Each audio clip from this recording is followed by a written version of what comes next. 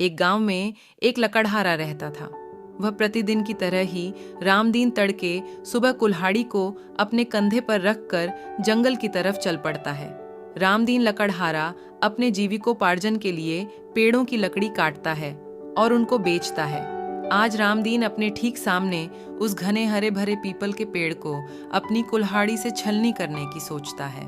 रामदीन किसी फुर्तीले सिंह की भांति पेड़ पर चढ़ जाता है और अपनी नुकीली कुल्हाड़ी से उस पर वार करता है।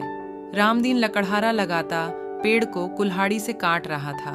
रामदीन को अब पेड़ काटते हुए दोपहर हो चली थी और अब रामदीन पेड़ से नीचे उतरकर बचे हुए आधे घने पेड़ की छांव में सुस्ताने लगता है। तभी लकड़हारे रामदीन को कोई दर्द भरी आवाज में पुकारता है। लकड़हारे रामदीन, तुम ये क्या कर रहे हो?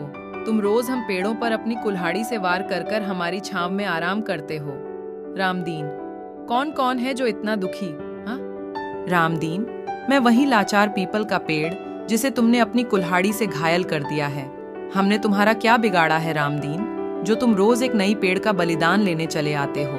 हम निरंतर तुम मनुष्य को अपना सब कुछ भेंट स्वरूप दे देते हैं, लेकिन बदले में हमें क्या मिलता है रामदीन? बस यह नुकीली कुल्हाड़ी का प्रहार जो हमारी हरियाली को कुछ क्षणों में उजाड़ देती है, और बचता है तो सिर्फ एक निर्जीव लकड़ी का ठूंठ।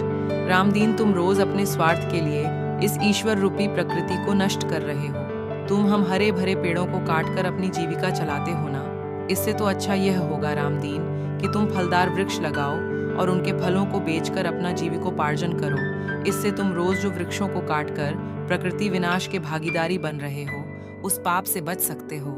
रामदीन, तुम्हारी इस कुल्हाड़ी ने हमें बहुत कष्ट पहुंचाया है, अब बस करो रामदीन। यह कहते हुए पूरे जंगल में सिसकियों की ध्वनि गूंज उठती है। रामदीन तत्काल विस्मित होकर नींद से उठ खड़ा होता है और अपने द्वारा प्रतिदिन काटे हुए वृक्षों के ठूंठ को देखने लगता है, मानो आज समस्त जंगल उससे कह रहा हो कि बस अब रुक जाओ रामदीन। रामदीन कुल्हाड़ी उठाकर चुपचाप घर की तरफ चल पड़ता है। अगली सुबह ने रामदीन को एक नया जीवन दे दिया था, जिसमें रामदीन लकड़हारा रामदीन की जगह पेड़ों का संरक्षक रामदीन बन गया था।